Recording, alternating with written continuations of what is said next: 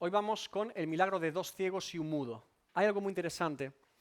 Solo aparece en el Evangelio de Mateo y es inmediatamente después del milagro que Jesús hizo en la casa de Jairo con la hija que resucitó. Es ahí un breve milagro que aparece, un breve segmento ahí en Mateo.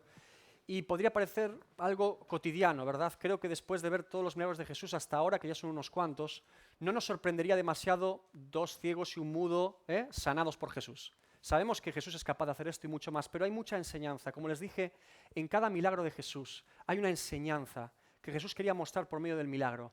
No es simplemente la señal sobrenatural, no es simplemente una demostración del poder del reino de los cielos, sino también es una enseñanza para sus discípulos, para la propia persona y evidentemente también para nosotros hoy. Como contexto, tenemos, como les digo, a Jesús saliendo literalmente de la casa de Jairo después de que la niña ya ha sido resucitada y le ha pedido que le den de comer, y está con sus 3 discípulos, ¿sí? Ese es el contexto más inmediato. Y dice Mateo 9:26, y se difundió la fama de esto por toda aquella tierra. Y una vez más parece que el Evangelio de Mateo da una perspectiva diferente a los otros 2 sinópticos, a Marcos y a Lucas. Mateo siempre tiene algunos comentarios particulares de Mateo, porque si leemos el mismo pasaje en Lucas y en Marcos, vemos que es muy diferente el final de la historia. Lucas dice, Lucas 8:56, pero Jesús les mandó que a nadie dijesen lo que había sucedido. Y Marcos 5:43 dice, pero Él les mandó mucho que nadie lo supiese. Y ahora Mateo dice que se difundió la fama de lo ocurrido con Jesús. Es decir, en toda Galilea se enteraron de lo sucedido. La pregunta sería, ¿cómo conciliamos a Mateo con los otros 2 evangelios? ¿Por qué Mateo parece decir una cosa y los otros 2 la contraria? La pregunta que tenemos que hacernos cuando leemos Mateo, se difundió la fama de esto por toda aquella tierra, es ¿de qué exactamente se difundió la fama de Jesús? Porque en primer lugar, Mateo no especifica si la fama de Jesús por lo ocurrido se difundió por la mujer del flujo de sangre o por la resurrección de la hija de Jairo. Recuerden que la historia es un solo suceso con 2 milagros. Y recuerden además que la sanidad de la mujer había sido puesta en pública delante de toda la multitud. Toda la multitud había visto que la mujer del flujo de sangre después de 12 años había sido sana. Por lo tanto, Mateo no especifica si la fama fue por el primer milagro o por el segundo. En el segundo lugar, como comentario también a este Mateo 9:26, lo que Jesús le ha dicho a los padres de la niña es que dejen en secreto la resurrección de la muchacha. Porque también Jairo públicamente fue el que se acercó a Jesús diciendo que su hija estaba muy enferma y estaba a punto de morir. Y evidentemente cuando algún ciudadano viese ahora a Jairo con su hija de la mano andando por la calle diría, ¿qué pasó? La gente sabía que la niña estaba enferma. Lo que nadie sabía y había quedado en secreto solamente a los discípulos de Jesús, a los padres y al propio Jesús es que la niña había sido resucitada. Por lo tanto, Mateo se concilia perfectamente con Marcos y con Lucas. Porque es muy posible que aparte de esas 5 personas y 6 con Jesús, nadie más supiese de la resurrección de esta muchacha. Probablemente ni siquiera los padres le dijeron nada a ella. Y probablemente esa chica simplemente, para ella fue como un dormir y un despertarse. Dice la palabra de Dios, pasando Jesús de allí, le siguieron 2 ciegos, dando voces y diciendo, ten misericordia de nosotros, hijo de David. Y llegando a la casa, vinieron a él los ciegos, y Jesús les dijo, ¿creéis que puedo hacer esto? Ellos dijeron, sí, Señor. Entonces les tocó los ojos, diciendo, conforme a vuestra fe os sea hecho. Y los ojos de ellos fueron abiertos. Y Jesús les encargó rigurosamente, diciendo, mirad que nadie lo sepa. Pero salidos ellos, divulgaron la fama de él por toda aquella tierra.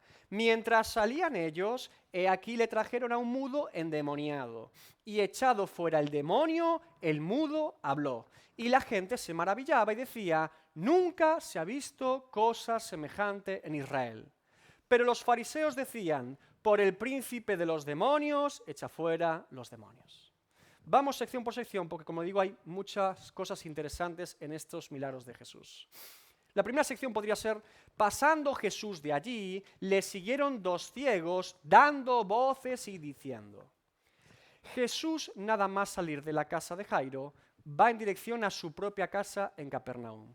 Recuerden la casa de Jesús en Capernaum y que Jairo es el principal de la sinagoga en Capernaum. Ahora Jesús ha terminado la resurrección y va directamente hacia su casa. Pero fíjense que podríamos llegar a pensar, bueno, el día de Jesús ha sido bastante completo. Todo comenzó hace unos días con Jesús predicando hasta la noche a una multitud, después tomando una barca, yendo a Gadara, un endemoniado liberado, vuelve otra vez a Capernaum, no puede ir a su casa, la mujer de flujo de sangre lo intercepta, después llega a la casa de Jairo, resucita a la niña, le dan de comer a la niña y ahora diríamos que tenemos ya por descontado un pequeño espacio de tiempo para descansar a Jesús principalmente y a sus discípulos. Ahora Jesús va hacia su casa. Pero de camino a su casa comienzan a seguirle dos ciegos. ¿Cómo se sigue a una persona siendo ciego, verdad? Sería interesante. Los ciegos comienzan a seguir a Jesús. Cuando se suele preguntar a una persona cuál sería peor enfermedad con respecto a los sentidos humanos, si el no ver, el no hablar o el no escuchar, normalmente todos diríamos que lo peor es no ver, que lo que más nos daría miedo es no poder ver. Estos hombres eran ciegos. Y recuerden que estamos en Galilea hace 2000 años. La ceguera en aquel tiempo no implicaba lo mismo que implica hoy.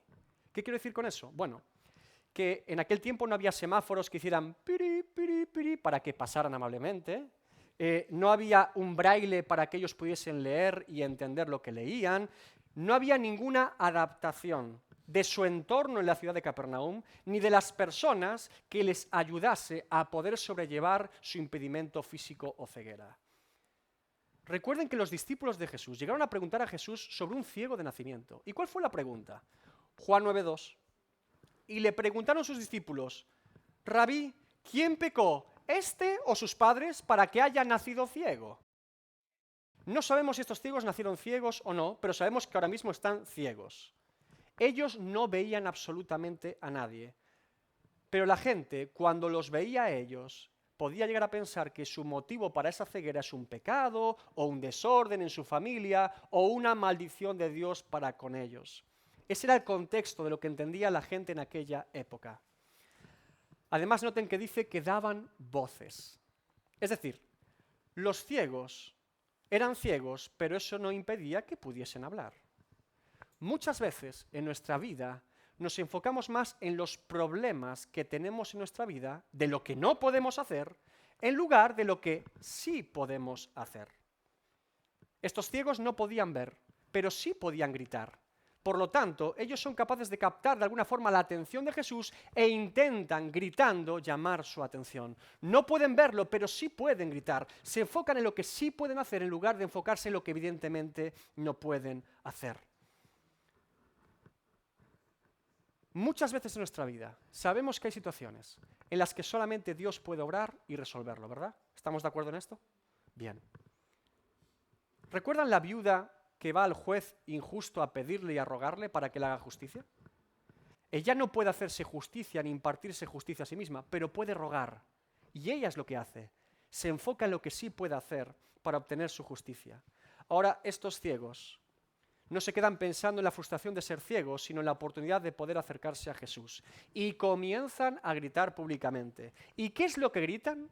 Ten misericordia de nosotros, hijo de David. ¿Les suena esta frase? Hay más veces que aparece esta frase en el Evangelio. Antes que Bartimeo el ciego, ya hubo dos ciegos en Capernaum que dijeron, Jesús, hijo de David, ten misericordia de mí. Ellos fueron antes. Son antecesores a Bartimeo, el ciego Bartimeo. Este grito no es muy habitual en el Nuevo Testamento. ¿Qué implicaba para un judío reconocer a alguien como el hijo de David en aquel tiempo? Principalmente era reconocerlo públicamente como el Mesías. Salmos 89, 3-4. Hice pacto con mi escogido. Juré a David mi siervo diciendo, para siempre confirmaré tu descendencia y edificaré trono por todas las generaciones. Dios hace pacto con el rey David y perpetuará su trono por la eternidad. Esto evidentemente es una profecía de Cristo, se cumple en Cristo. Dios había prometido a David que su linaje siempre se mantendría en el trono de Israel. Incluso cuando Dios profetiza a Jeroboam que va a dividir el reino en dos por la arrogancia del hijo de Salomón llamado Roboam, Dios le dice a Jeroboam, 1 Reyes 11, pero quitaré el reino de la mano de su hijo, este es Roboam, y lo daré a ti, este es Jeroboam, las 10 tribus, y a su hijo daré una tribu, para que mi siervo David tenga lámpara todos los días delante de mí en Jerusalén, ciudad que yo me elegí para poner en ella mi nombre. Y tiempo después, cuando el profeta Oseas profetiza la destrucción de Jerusalén y el templo de Jerusalén, y la ausencia de rey en el trono de Israel, lo dice para que el pueblo recuerde que debe seguir y buscar a Dios verdaderamente. Oseas 3, 4 al 5. Porque muchos días estarán los hijos de Israel sin rey, sin príncipe, sin sacrificio, sin estatua, sin efod y sin terafines. Después volverán los hijos de Israel y buscarán a Jehová su Dios y a David su rey, este es el Mesías, y temerán a Jehová y a su bondad en el fin de los días. La profecía mesiánica de Oseas y en muchos otros lugares del Antiguo Testamento apuntaban a alguien del linaje de David que debía ser el Mesías. Cuando Jesús pregunta a los fariseos públicamente, les dice, ¿de quién tiene que ser hijo el Mesías? Dicen, hijo de David. Todo el mundo tenía claro que el Mesías debía ser del linaje de David. Estos ciegos gritan públicamente, hijo de David, hijo de David. Vuelve a repetir la misma circunstancia en Mateo 12 al 22. Y toda la gente estaba atónita y decía, ¿será este aquel hijo de David? Descarto, por lo tanto, la hipótesis en la que estos ciegos estuviesen diciendo que Jesús es hijo de David para decir que era judío. No creo que este sea el énfasis. Tampoco, y desde luego descarto, que estos ciegos supiesen el linaje de José y María de Nazaret. No. Están diciendo, Jesús el Mesías, ten misericordia de nosotros. Los judíos esperaban y tenían expectación del Mesías prometido. Y algunos en las multitudes ya empezaban a preguntarse si Jesús sería el Mesías, tal como muchos de sus discípulos ya lo publicaban abiertamente. La gente gritará a Jesús en la entrada triunfal, Hijo de David, Hijo de David. Pero mucho antes que ese suceso en el ministerio de Jesús, y antes que Bartimeo, tenemos a 2 ciegos en Capernaum diciendo, Hijo de David. Ellos no veían físicamente a Jesús, pero eran capaces de reconocer quién era Jesús. No les hacía falta su vista física para saber quién era Jesús. Acuden a Jesús como Mesías para acogerse a su misericordia. No exigen ningún derecho, sino que simplemente piden por misericordia. Tercera sección. Y llegado a la casa vinieron a los ciegos. No es hasta que Jesús llega a la casa que atiende a los 2 ciegos. ¿Se dan cuenta? Ellos habían empezado a decir, hijo de David por la calle, y Jesús sigue caminando a su casa. No es hasta que llega a la casa y se sienta que atiende a los 2 ciegos. Así como Jesús le había dicho a Jairo y a su mujer que no dijesen nada de la resurrección de la niña, ahora Jesús ha ido acompañado por toda la ciudad de Capernaum con 2 personas diciendo, ¡el Mesías! ¡El Mesías! ¿Se dan cuenta? ¿Qué contraste? No digan nada, pero estos 2 ciegos lo están diciendo todo, ¿verdad? Fíjense, cuando Jesús comienza su ministerio, lo primero que la gente pensaba al verlo es que era un maestro, un rabino judío, un nuevo rabino judío con discípulos muy raros y con enseñanzas muy particulares. A medida que Jesús fue desarrollando su ministerio, la gente empezó a pensar que era un sanador, alguien con poder de Dios para sanar. Algunos ya empezaban incluso a asociar que era un profeta, alguien que había traído Dios para hacer sanidades y hablar de la verdad de Dios. Sin embargo, ninguna de esas opciones era la adecuada con respecto a Jesús. La gente asociaba a Jesús por lo que Él hacía, en lugar de por quien Él era. Y a nosotros nos pasa exactamente igual hoy en día. La gente se acerca a Dios por lo que espera que Dios haga, no por quien Dios es. Es muy habitual en una iglesia evangélica de hoy en día que si preguntas a una persona que dice ser creyente acerca de Dios, dime quién es Dios, háblame de Dios, comienza a relatar todo lo que Dios ha hecho en su vida. Y Dios hizo esto en mi vida, y Dios hizo aquello, y Dios me respondió, y Dios me sacó de esta situación. Está bien eso, gloria a Dios. No tengo problema con los testimonios de lo que Dios hace en nuestra vida. Dios obra en nuestras vidas. Evidentemente todos somos un testimonio de que Dios obra en nuestras vidas. Pero si lo que Dios hace no me lleva a un mayor conocimiento de quién Dios es, entonces tengo un problema. Tengo un problema. Porque la pregunta que nos deberíamos hacer para conocer a Dios es ¿quién es Dios? No qué Dios hace. Para poder entender correctamente por qué Dios hace lo que hace, debo conocer primero quién es Dios. La gente debe reconocer a Jesús por quien es Él, no por lo que Él hace. Jesús era el Hijo de Dios y durante un momento en las calles de Capernaum se oyen voces diciendo el Hijo de David, el Hijo de David. Curiosamente, Jesús tiene a bien que este testimonio público de personas confesándolo como Mesías sea por dos ciegos. Piensa en la escena. Jesús el Mesías, y ellos dos siguen ciegos. Jesús no los había sanado para que ellos divulgaran que Él era el Mesías. Los dejó diciendo que era el Mesías antes de sanarlos. Lo que demuestra, por lo tanto, que Jesús no cambia en lo que es porque los sanase o no los sanase. Jesús es el Mesías. Y lo están diciendo dos personas que no habían sido sanadas por Él. Jesús es el que es, independientemente de que lo sane o no lo sane. Cuando Dios se presentó a Moisés, dijo, yo soy el que soy.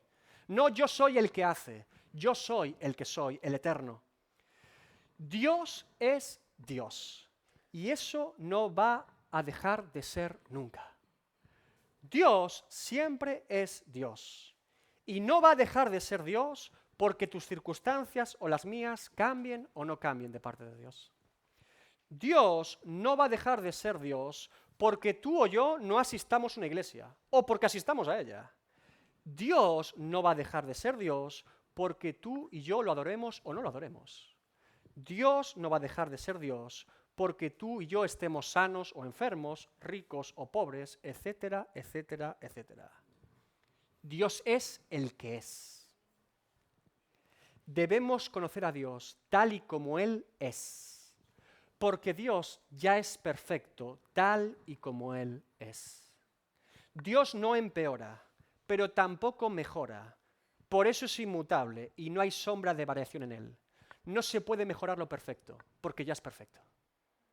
Dios es inmutable, Dios es el que es. Es completo, pleno y perfecto. Jesús es el Hijo de Dios desde la eternidad. Y eso no va a cambiar porque estos ciegos sean sanos o sigan ciegos. Ellos llevan insistiendo por una audiencia con el Mesías. Pero no es hasta que Jesús llega a su casa que Él les da esa audiencia. Es evidente también que Jesús está probando su fe para que su fe insista y persista y persevere en Él. Cuarta sección. Y Jesús les dijo, ¿creéis que puedo hacer esto? Ellos dijeron, sí, Señor. Esta frase nos demuestra que no es necesario ser salvo para ser sano.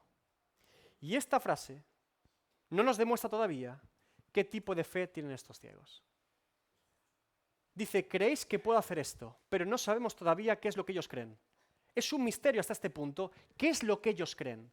Sabemos que ellos creen, pero no sabemos qué es lo que ellos creen.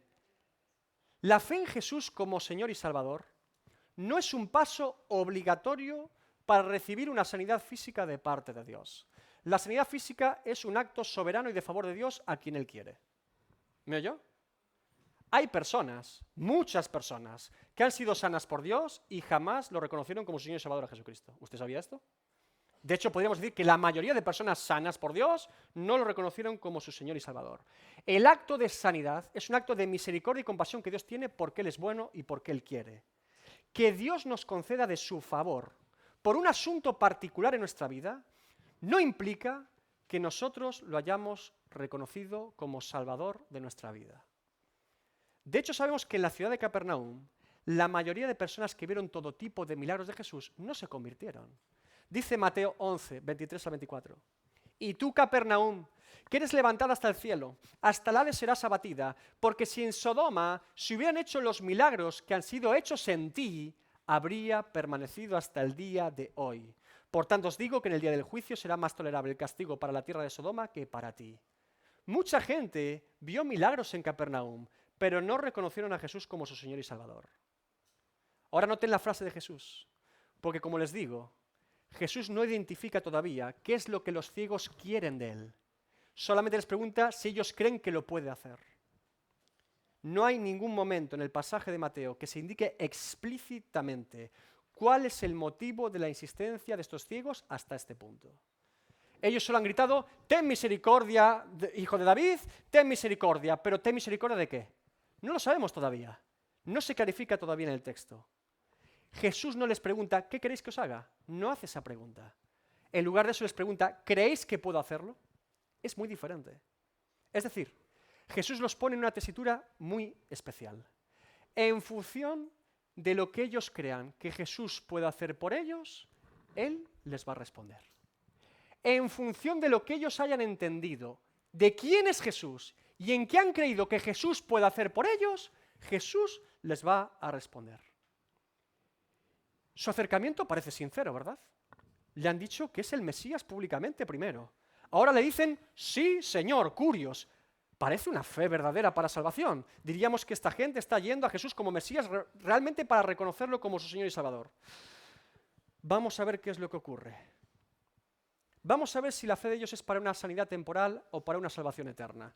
Entonces les tocó los ojos, diciendo, conforme a vuestra fe os sea hecho, y los ojos de ellos fueron abiertos. Jesús ya sabía perfectamente desde el principio por qué estos ciegos se habían acercado a él. Jesús conoce cuál es el tipo de fe que tienen ellos en Jesús como sanador y cuál es el tipo de misericordia que ellos están pidiendo insistentemente.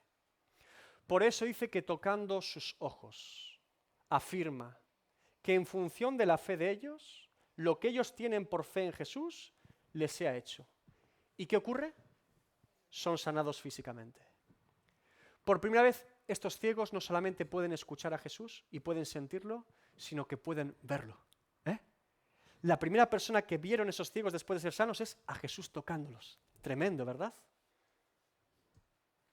Sexta sección. Y Jesús les encargó rigurosamente diciendo, mirad que nadie lo sepa. Pero salidos ellos, divulgaron la fama de él por toda aquella tierra. Jesús no quería que su fama se divulgase como un sanador más. No quería que su ministerio se relacionase principalmente con sanidades físicas. La labor de Jesús era mucho más que sanar a personas de sus dolencias físicas. Con esta petición, Jesús no les está pidiendo a los ciegos que se niegue la evidencia. Evidentemente, las personas de su entorno, que sabían que eran ciegos, al verlos no ciegos y sanos, sabrán que algo ha pasado. Jesús no les exige que ellos oculten la evidencia de que ahora están sanos. Lo que les ruega rigurosamente es que ellos no sean los divulgadores de este suceso. Una cosa es que usted le pregunten por algo y usted responda, otra cosa es que usted vaya diciendo a todo el mundo lo que ha pasado, ¿verdad? No es lo mismo. Lo que les está pidiendo es que ellos no sean divulgadores de lo que acaba de ocurrir, que no sean agentes activos para decir Jesús el sanador, Jesús el sanador. ¿Por qué Jesús hace esto con estos dos ciegos? ¿Por qué les dice no digáis nada a los demás? ¿Y por qué al gadareno le dijo dilo a todo el mundo? Di lo que Dios ha hecho en ti, las maravillas que ha hecho en ti. A unos sí, a otros no. ¿Por qué? ¿Cuál es la diferencia entre el gadareno y estos dos ciegos? Me temo que se trata de la fe de unos y la fe de otros, evidentemente. Cuando la fe es verdadera y está fundada y anclado en quién es Cristo, no en lo que Él hace, sino en quién es Él, esa fe expresa de forma adecuada la verdad del Evangelio. Cuando la fe no es verdadera y solamente está fundada en lo que Cristo hace, pero no en quién es Cristo, entonces esa fe va a expresar de forma inadecuada la verdad del Evangelio. Por eso Jesús le dice al gadareno, dilo todo y a estos no digáis nada. Y curiosamente, a pesar de haberlo llamado Mesías públicamente y haber dicho que era su Señor, estos hombres, al simple ruego de Jesús de que no digan nada, no obedecen y se van de la casa haciendo lo que les da la gana. Lo que demuestra que en el fondo, aunque habían reconocido con sus palabras una cosa, con su corazón y su fe solamente habían reconocido otra. Estos ciegos se habían acercado a Jesús creyendo que era sanador, no Señor de sus vidas. Fíjense que ellos saben decir las palabras correctas, ¿verdad? Saben lo que tienen que decir, pero no creen lo que están diciendo. Saben decir quién es Jesús, pero no han creído ni entendido quién es Jesús. Le llaman hijo de David, rey, le llaman Señor. Ahora su Señor les encarga una pequeña petición y no son capaces de cumplirla. Hacen todo lo contrario. Séptima sección. Mientras salían ellos, he aquí le trajeron un mudo endemoniado. Mientras los ciegos salen por la puerta de la casa de Jesús, vienen más personas. Esto es tremendo. No para de entrar y salir gente de la casa de Jesús. Ellos traían a un endemoniado mudo. Como les he dicho en más de una ocasión, no todos los demonios actúan de la misma forma ni tienen las mismas características o particularidades. Recuerden que los demonios que poseían al gadareno lo que hicieron es no parar de hablar, de gritar, de decir no nos atormentes, de llevarlo y arrastrarlo por el suelo, hacía de todas esas cosas. Bueno, tenemos aquí un demonio que lo que opera es dejando muda a la persona. No le deja ni siquiera hablar. Ese es el comportamiento del demonio en esta persona. Les recuerdo también, nuevamente, para que quede bien claro, que no se puede asociar la enfermedad física necesariamente a una posesión demoníaca. Que haya casos en los evangelios en los que se especifique que una enfermedad está asociada a una posesión demoníaca es la demostración evidente de que no siempre es así. Por eso se especifica cuándo es y por eso se especifica cuándo no es. Evidentemente esto demuestra que no siempre se puede asociar una cosa con la otra. También querría descartar que, porque sea una época antigua, los discípulos tuviesen tendencia a escribir el Evangelio de que todos eran endemoniados. Bueno, una persona demente tendrá un demonio, este no sabe hablar, tendrá un demonio. No. Insisto, la palabra de Dios es específica y precisa. De tal forma que cuando es una persona influenciada por un demonio en ella, se expresa explícitamente. Y cuando no lo es, no se dice, para que no haya confusión. Octava sección. Y echado fuera el demonio, el mudo habló. ¿Cómo puede un ciego ver y un mudo hablar? Tiene que ser por un poder sobrenatural sobre él. Un ciego es ciego y no ve, y un mudo no habla porque es mudo. Sin embargo, aquí los ciegos ven y los mudos hablan. Hay poder de Dios en Cristo que está operando de forma sobrenatural. Fíjense que Mateo expresa muy bien el orden correcto. Jesús no ora por la sanidad física del mudo, sino que expulsa el demonio. El problema del mudo era el demonio, no sus cuerdas vocales. Este hombre no tenía ninguna afección en sus cuerdas vocales que le impidiese hablar. El problema que tenía es que el demonio operaba en él y le agarraba las cuerdas y no lo dejaba hablar. Por eso Jesús expulsa el demonio y ahora el mudo habla. Jesús va al origen del problema y después se sana del resto. Él va al motivo y a la causa de que esa persona no pueda hablar. Y no es un problema físico, es un problema espiritual. Jesús va directamente al corazón del problema y ahora esa persona ya puede hablar con normalidad. Si en el primer milagro de Jesús se podía observar el poder de Jesús para dos personas ciegas por medio de su toque sanador, en este milagro de Jesús podemos ver y observar el poder de Jesús sobre las huestes de Satanás y el reino de las tinieblas. Todo en un mismo día allí en su casa. Novena sección, y la gente se maravillaba y decía, nunca se ha visto cosa semejante en Israel. Estas frases del Evangelio me producen curiosidad. ¿De qué se asombran? Es decir, son ellos los que llevan al mudo a la casa de Jesús esperando que Jesús lo sane y lo liberte. Ahora Jesús lo sana y lo liberta y se sorprenden, Pero se han ido ellos aposta para que hiciese eso. Se supone que es lo que ellos esperaban. Bueno, evidentemente, por un lado diría que es obvio que cualquier milagro a un ser humano nos produce asombro. No estamos acostumbrados a ver y presenciar esas cosas. Si nos sacan de nuestro plano natural, nuestra esfera de lo que tenemos bien controlado, todo lo que sobrepasa nuestra lógica es un asombro. Nos quedamos consternados y sorprendidos. Evidentemente era muy diferente escuchar que Jesús sanaba que ahora verlo sanar públicamente allí. Era muy diferente presenciarlo, ¿verdad? Por otro lado, también diría que puesto que el interés de estas personas solamente eran sanidades físicas de parte de Jesús, las personas seguían dudando de cuánto tiempo duraría esto. ¿Cuántos enfermos sería capaz de sanar Jesús? ¿Cuándo acabaría el poder que Dios le ha dado? porque no para de sanar personas y sanar personas. ¿Se le habrá agotado algún momento? ¿Será el fin del ministerio? Y iban llevando más y más a ver si en algún momento se agotaba el poder de Jesús. Ahora ellos afirman que no han visto cosa semejante en Israel, que nunca habían visto poder de Dios en la historia de Israel tan evidente en una sola persona. Y es mencionar la historia de Israel, los profetas y la ley, ¿y quiénes aparecen? Los fariseos, 10ª sección. Pero los fariseos decían, por el príncipe de los demonios, echa fuera los demonios. Cuánta maldad y blasfemia en esta frase, ¿verdad? Las personas que habían dicho que no habían visto cosa semejante en Israel, no habían puesto en cuestión o en entredicho cómo Jesús expulsaba demonios. Ellos simplemente afirmaron que no había precedente en Israel de una persona que tuviese tanta autoridad sobre los endemoniados y demonios, que no había ninguna persona en la historia de Israel que hiciese semejantes cosas. Es evidente que en el Antiguo Testamento tenemos relatos de hombres de Dios como Moisés o Elías, con un poder de Dios tremendo. Elías, fuego del cielo, Moisés abriendo un mar. Tenemos esos relatos en el Antiguo Testamento. Pero no se puede comparar con el poder de Cristo, ni en su efectividad de sanidades, ni tampoco, ni mucho menos, en el caso de los demonios. En demonología, en la historia de Israel, no hay ningún precedente de un ministerio como el de Jesús que sea capaz de expulsar los demonios simplemente con ordenárselo. Y por eso la gente dice, esto es único, esto nunca ha pasado, esto es algo totalmente nuevo. Los fariseos no pueden negar la evidencia.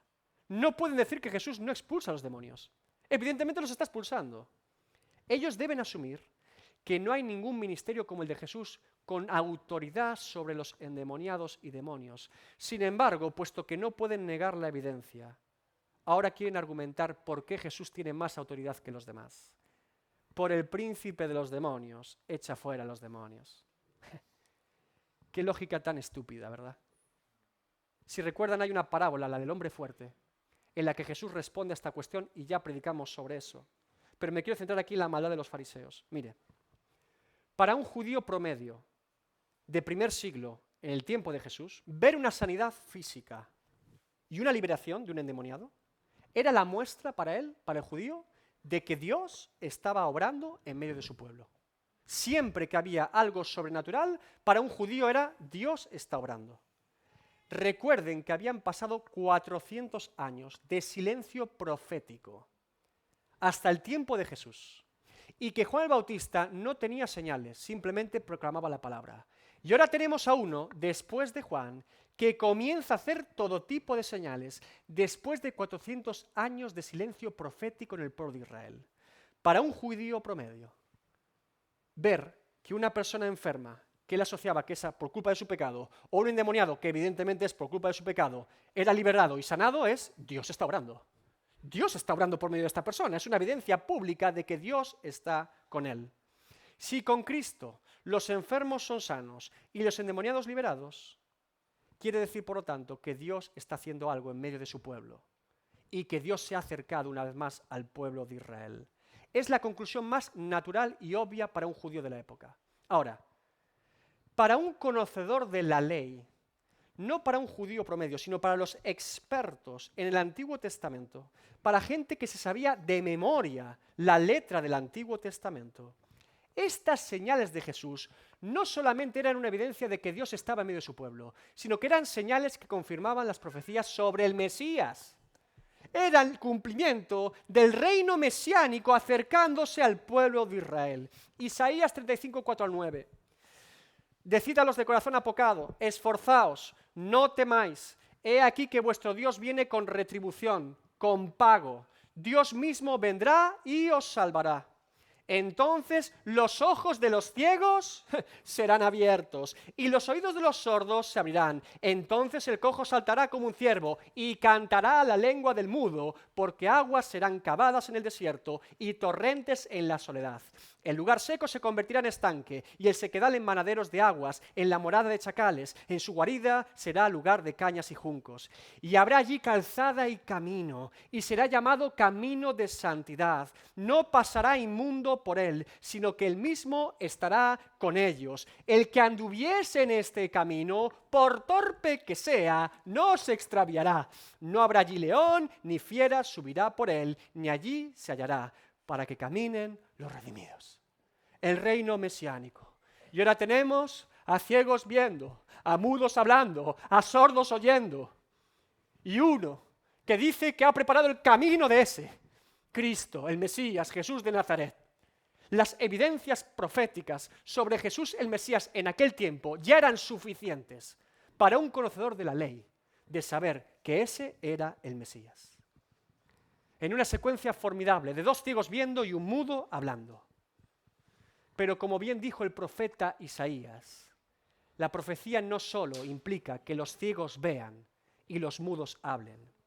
Será llamado camino de santidad. No pasará inmundo por él, sino que él mismo estará con ellos. Estos 2 milagros son la demostración pública de que el Mesías había llegado, que las profecías se habían cumplido, que el Verbo había sido hecho carne y habitaba entre nosotros.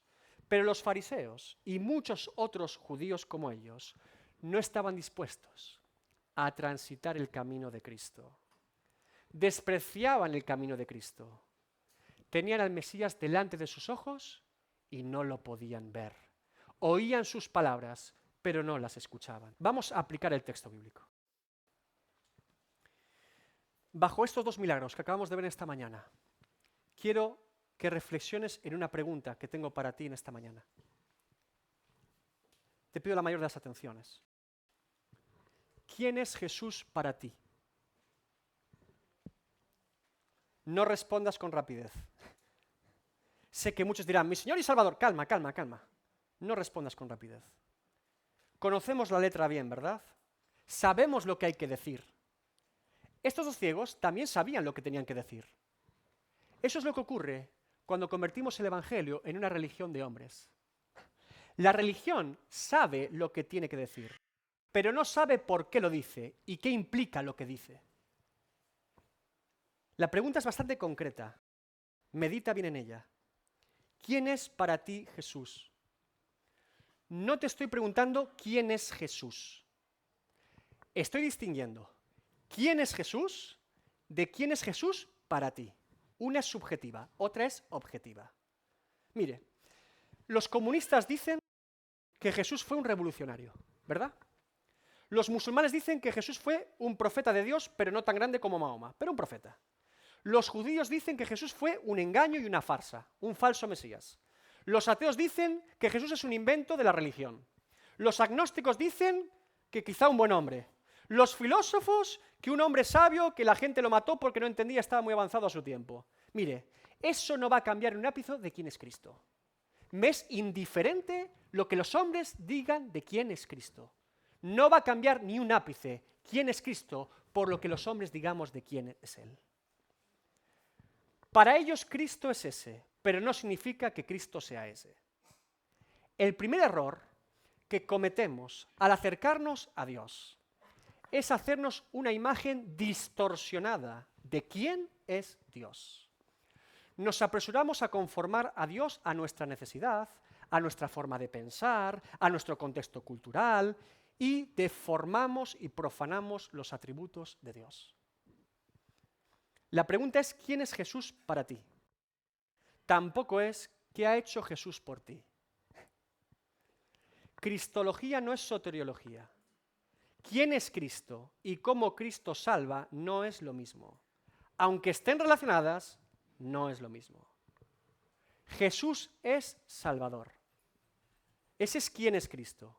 Y ahí está el punto. Jesús es Salvador. Y eso no va a cambiar porque no todos sean salvos. Jesús es Señor. Y eso no va a cambiar porque siga habiendo rebeldes a su señorío. Jesús es sanador. Y eso no va a cambiar porque alguien siga enfermo. Jesús es libertador. Y eso no va a cambiar porque haya personas oprimidas. Jesús es el Mesías y eso no va a cambiar porque haya personas que no lo reconozcan como Mesías. Jesús es Dios y el Hijo de Dios y eso no va a cambiar porque haya personas que no crean en el Dios Trino. Dios es quien es y por eso hace lo que hace. Sus obras se corresponden a su naturaleza. Dios hace lo que hace porque Él es quien es. El plan de Dios es eterno, porque Dios es eterno. Los juicios de Dios son justos, porque Dios es justo. La voluntad de Dios es perfecta, porque Dios es perfecto. Sus caminos son verdad, porque Dios es verdadero. Sus decretos se cumplen, porque Dios es soberano. Su palabra no cambia, porque Dios es inmutable. Sus obras son sobrenaturales, porque Dios es todopoderoso. Su presencia es fuego consumidor, porque Dios es santo. Su Hijo vino al mundo para salvarnos, porque Dios es amor. En base a lo que Él es lo que Él hace. Jesús significa Salvador. Cristo significa Mesías, ungido. Ahora la pregunta, la cambio. ¿Quién es Jesús? El que fue ungido para salvar. Jesús Salvador, Mesías ungido, el que fue ungido para salvar. Él es Salvador, es decir, Él es la salvación de Dios. Hay 3 oficios en el Antiguo Testamento que requerían unción de parte de Dios. Uno era profeta, otro era rey y otro sacerdote. Jesús es los 3. La persona del mediador, ungido para salvar. Dios envió a su Hijo para salvación de los hombres. Si Dios envió a su Hijo para salvarnos, es porque estamos perdidos. Así comienza el Evangelio. Si hay un Salvador, es porque estamos perdidos. Claro. Nadie arroja un salvavidas en un barco a una persona que ya está en el barco. Se la arrojas al que está fuera ahogándose para que suba al barco. Si Dios envió a su Hijo para salvación, es porque estábamos perdidos. Ahora vuelvo a la primera pregunta. ¿Quién es Jesús para ti? Y si alguno responde, Él es mi Salvador, pero no mi sanador, porque sigo enfermo, entonces no has comprendido adecuadamente en qué consiste la salvación eterna en Cristo. Filipenses 1, 21 al 23. Porque para mí el vivir es Cristo. ¿Y el morir? ¿Pérdida? Ganancia, es ganancia. Mas si el vivir en la carne resulta para mí beneficio de la obra, no sé entonces qué escoger. Pablo quiere quedarse con los filipenses para ayudarles. Porque de ambas cosas estoy puesto en estrecho, teniendo deseo de partir y estar con Cristo, lo cual es muchísimo mejor. Apocalipsis 21:4. Enjugará Dios toda lágrima de los ojos de ellos, y no habrá muerte, ni habrá llanto, ni clamor, ni dolor, porque las primeras cosas pasaron. El creyente, el Hijo de Dios, el redimido, tiene garantizada su salvación eterna en Cristo. Tiene garantizada su salvación eterna, su salud eterna, su liberación eterna, su gozo eterno, su paz eterna y su glorificación por la eternidad. En Cristo. ¿Por qué? Porque Cristo es Señor y Salvador por la eternidad. Cristo no vino a hacer una obra temporal y ridícula. Cristo vino a hacer una obra por la eternidad. Es una obra eterna. Que Jesús sane unos ciegos en su casa es una señal, una representación, una parábola que demuestra que Cristo puede quitarnos la venda espiritual que tenemos por causa del pecado. Que Cristo expulse a un demonio de mudez en su casa es una señal, una representación, una parábola que demuestra que para confesar a Jesucristo como Señor y Salvador, Él tiene que liberarme de las manos de Satanás, que me tiene sujeto hasta el pescuezo. Jesús es Salvador. Por eso puede salvar. Jesús es Señor. Por eso quiere salvar. Siempre nos centramos en lo que nosotros tenemos que hacer para ser salvos, pero ignoramos lo que Él tiene que hacer para que lo seamos. Reconocer a Jesús como Salvador es reconocer su capacidad para poder salvarme. Reconocer a Jesús como Señor es reconocer su voluntad de querer salvarme. ¿Nota la diferencia? No es suficiente con una de las dos. Son necesarias las dos, Señor y Salvador. Estos ciegos se acercaron a Jesús y Jesús les dijo, conforme a vuestra fe os sea hecho. Él lo tuvo que decir. Si no lo dice, allí no pasa absolutamente nada. Jesús actuó como Señor sobre este asunto, pero no como Salvador. Ellos acudieron al señorío de Cristo para ser sanos, pero no para ser salvos, y ese fue su error. Ellos creían que Jesús podía sanarlos y si quería sanarlos iban a ser sanos. Esa era su fe. Y conforme a su fe les fue hecho. ¿Querían ser sanos? Ahí tienen la sanidad. ¿A qué vienes a Jesús? ¿A un problema temporal? ¿No tienes trabajo? ¿Tienes problemas en casa? ¿Tienes una enfermedad física? ¿Algo que te aflige? ¿Ese es tu problema principal? ¿Crees que ese es tu problema principal? Para los ciegos su problema principal era estar ciegos físicos. Pidieron eso a Jesús. Tuvieron audiencia con el Rey de Reyes y Señor de Señores y pidieron mal, porque seguían pensando en cosas temporales. Ahora Jesús les responde, conforme a lo que creéis os será hecho, ni más ni menos. Y Jesús no los salva, porque ellos no quieren ser salvos, quieren ser sanos. Jesús es Salvador, porque puede salvar. Jesús es Señor, porque quiere salvar. Y a quien Él quiere, Él salva. Entonces, David, ¿qué clase de evangelio es este? ¿Me estás diciendo que podría yo acercarme a Jesús por salvación y me diría que no? ¿Podría ocurrir esto? La salvación no es algo automático. ¿Me oíste? Hacemos estas cosas hoy en día. Cree, arrepiéntete, confiesa, ya está. El evangelio no es una fórmula matemática. A más B más C igual a salvación. No funciona así. Jamás funcionó así. El evangelio no se trata de hacer pasos automáticos para obtener una salvación y que surge como de la nada. No. La fe verdadera jamás se acerca a Cristo presentando una fórmula matemática de fe más arrepentimiento y confesión igual a salvación. ¿Qué dice Hebreos 11:6? Pero sin fe es imposible agradar a Dios, porque es necesario que el que se acerca a Dios crea que le hay y que es galardonador de los que le buscan. El que se acerca verdaderamente a Dios no lo hace esperando un intercambio mercantil. Yo tengo fe y ahora tú me salvas.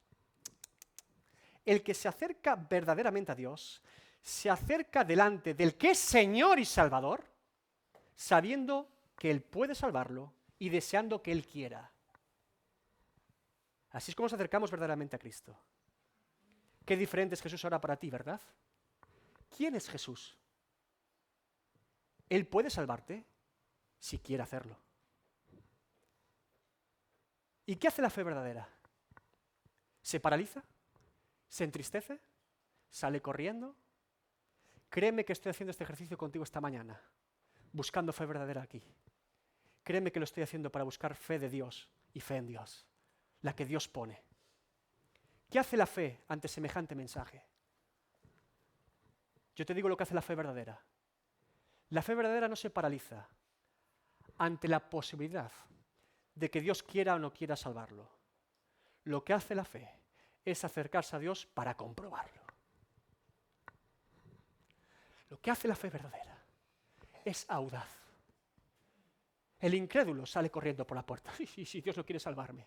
Claro, así obra la incredulidad. La fe verdadera se acerca para comprobarlo. Quiere ver si Dios quiere salvarlo.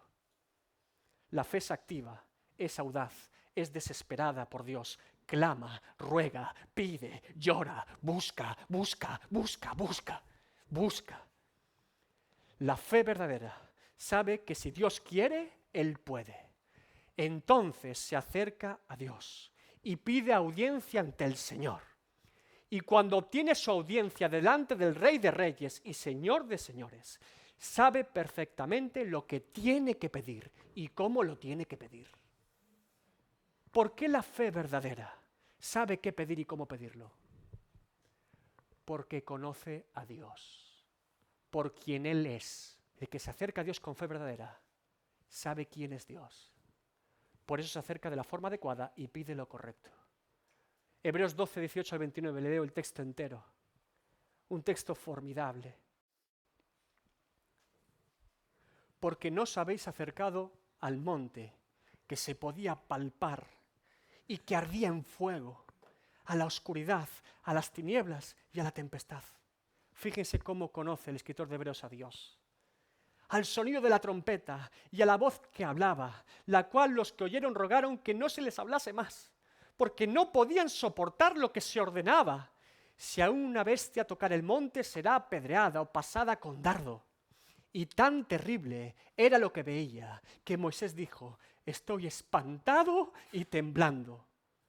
Sino que os habéis acercado al monte de Sión, a la ciudad del Dios vivo, Jerusalén celestial, a la compañía de muchos millares de ángeles, a la congregación de los primogénitos que están inscritos en los cielos, a Dios, el juez de todos, a los espíritus de los justos hechos perfectos, a Jesús, el mediador del pacto nuevo, a la sangre rociada que habla mejor que la de Abel. Mirad que no desechéis al que habla, porque si no escaparon aquellos que desecharon al que los amonestaba en la tierra, mucho menos nosotros si desecháremos al que amonesta desde los cielos. La voz tal cual conmovió entonces la tierra, pero ahora ha prometido diciendo: aún una vez, y conmoveré no solamente la tierra, sino también el cielo. Y esta frase, aún una vez, indica la remonición de las cosas movibles como cosas hechas para que queden las inconmovibles. Así que recibiendo nosotros un reino inconmovible, tengamos gratitud y mediante ella sirvamos a Dios agradándole con temor y reverencia, porque nuestro Dios es fuego consumidor. Ese es Dios. Ese es Dios. Y eso no va a cambiar, porque tú lo creas hoy o no. Dios, el eterno, el creador, el santo, el justo, el perfecto. Él no cambia porque los hombres cambiemos. Él es el mismo, ayer, hoy y por los siglos. Ese Dios, con relámpagos en el monte, con fuego. Moisés sorprendido, el pueblo temeroso de miedo. Ese Dios está aquí hoy. ¿Cómo te presentarás ante Él? Con temor reverente, con humildad. Dios da gracia a los humildes y resiste y desecha a los soberbios. No hay ningún soberbio en el cielo. Allí todos son gusanos, como Job, el gusano. Te invitaré a que te pongas de pie esta mañana, pero que tu corazón siga rendido.